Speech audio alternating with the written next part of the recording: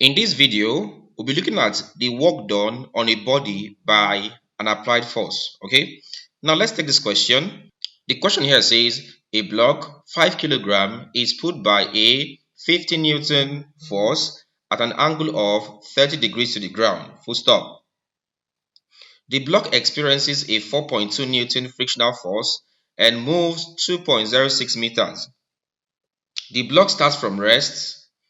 Use the work energy principle to calculate the speed of the block after 2.60 meters. All right, so here's our question. Let's see how we can solve this question. Okay, so how do we solve this question here? Solution to this question. So let's see the solution to this question. Our first task, as usual, is to write out the given parameters. So what and what are we given in this question? So given. Now let's see what we're given there. Number one, they said a block 5 kilogram. All right, so the first you're given is mass of block. So mass of block, let's call this M, at equal to 5 kilogram. They said is pulled by a 50 Newton force. Number two, let's call the force F is equal to, we can also call it the applied force, okay? Force or the applied force, that's F is equal to 50 Newton, okay? Again, they said the block experiences a 4.2 Newton frictional force, okay? Number three, frictional force, frictional force, we'll call this F subscript F, and that's equal to the frictional force here is actually let's see the value again. The value there is 4.2 Newton. This is 4.2 in Newton. Now next up again, they said and moves 2.60 meters. Okay, this is moving horizontally. All right, horizontally. So I will use D. Number four, distance D, 2.60 meters. That's your distance. Okay. What next? They said the block starts from rest. It starts from rest. It means that initial velocity, number five, initial velocity,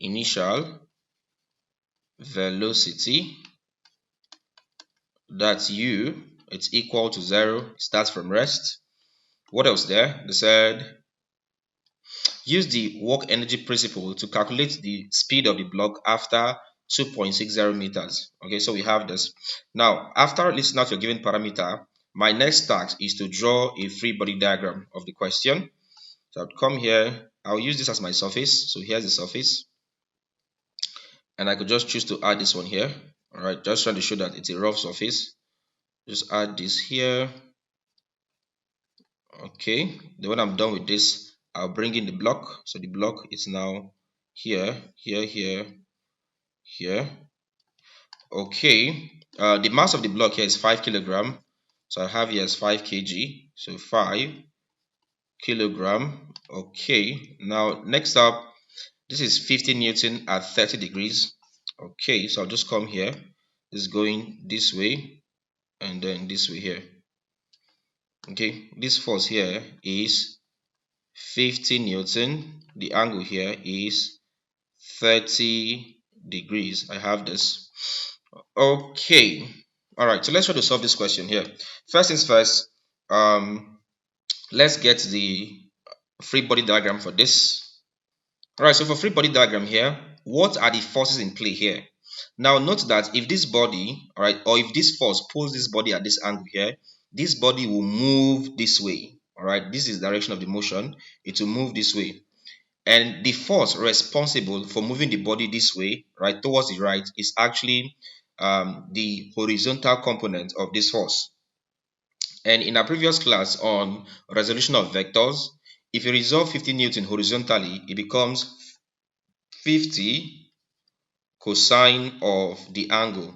The angle there is 30. So I have this as 50 cos 30. This is the horizontal component of the force. So we'll call this F or Fx if you want to. All right. This is the force responsible for moving this body, that's the 5 kilogram body, towards the right. So you have this. That's the first force. The second thing here, observe that you have the concept of a frictional force. And now we know that frictional force acts in the opposite direction of the motion of the body. In essence, if the body is moving towards the right, the frictional force will move this way here towards the left. So you have this. So towards the left this way, I would have my frictional force. Let's call this F. That's a frictional force. What other force do you have here? Of course, you have the normal reaction going upwards, although might not be needed in this question, but then we can add this. Also, you have the weight of the body coming downwards. Right? Again, I explained this concept in our previous class. Let's call this weight W, which is equal to mass times gravity. All right, I've explained this concept in our previous class. I will leave a link in the video description. So we have this. All right, so these are the forces in play here. Now, having done this, if you look at the question that they said using the concept of work energy principle, okay, work energy principle. All right, so when we say work energy principle, exactly what does it mean? Now, for the work energy principle, all right, so we say from work energy principle, from work energy principle, the concept here is that the net work done, all right, the net work done on a system, the net work done in system, it's equal to the change in kinetic energy. All right, this also stems from the work energy principle. All right, so if we have this, we also know that change in kinetic energy is still equal to half into mass times final velocity squared minus half into mass times initial velocity squared. This is the formula for calculating the change in kinetic energy, okay?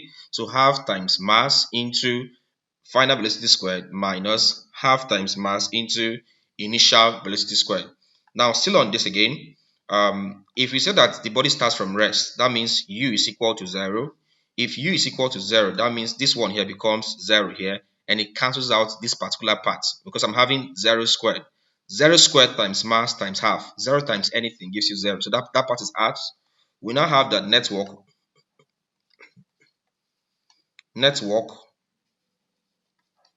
or total work is equal to half mass times final velocity squared. All right, so this is the formula I'll be using in this question. Okay. All right, first things first, let's get the value of the network. All right, what's the network done here? Let's get the network.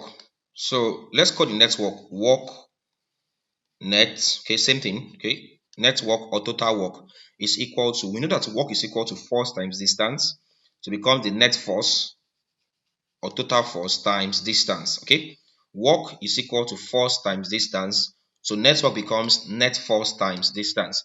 Why we are saying net force is because we have several forces here. Okay, now let's get the value of the F net, that's net force.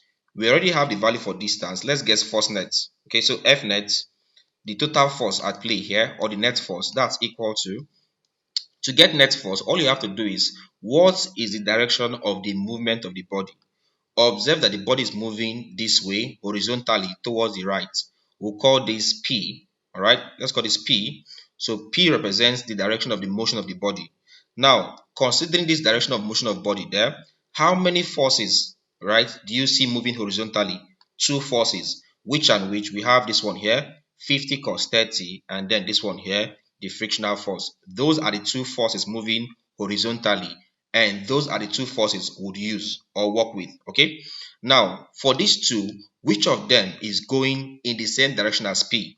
The answer there is 50 cos 30, in the same direction, so it becomes positive.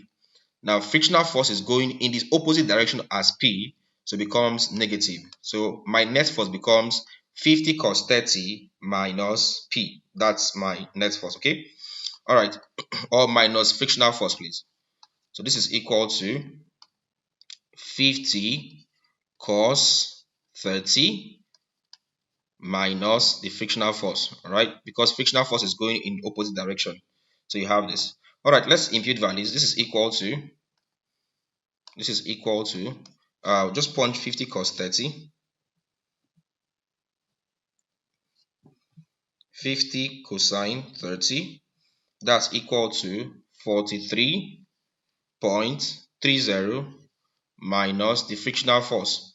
The frictional force, the value there is 4.2. So minus 4.2, it is 4.2, and that's equal to 43.3. So 43.3 minus 4.2, that gives you 39.1 Newton. That's 39.1 Newton. This becomes the value of the net force. All right. Now, having got this, what's the next thing there? Our next thing here is to now get the net work. All right. That's the total work done, or work net. And we said it's equal to the net force. The net force is 39.1 times the distance.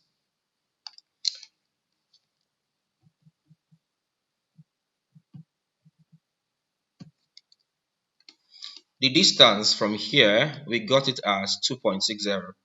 So times 2.6. And that's equal to 39.1 times 2.6. That's equal to 101.66 joules.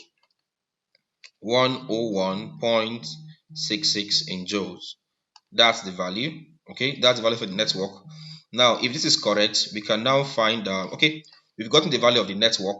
We said network W net initially, or work net, is equal to change in kinetic energy, which we got as half mv squared. All right, the u squared was 0, as we said earlier.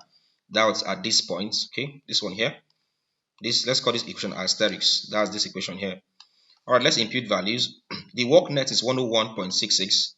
101.66 work net is equal to half into mass. What's the value of the mass? The mass is let's see, 5 kilogram. It becomes 5 times v squared. So 5 into v squared. So at this point, we have to find v. Now, the value of v here is what you're asked to find.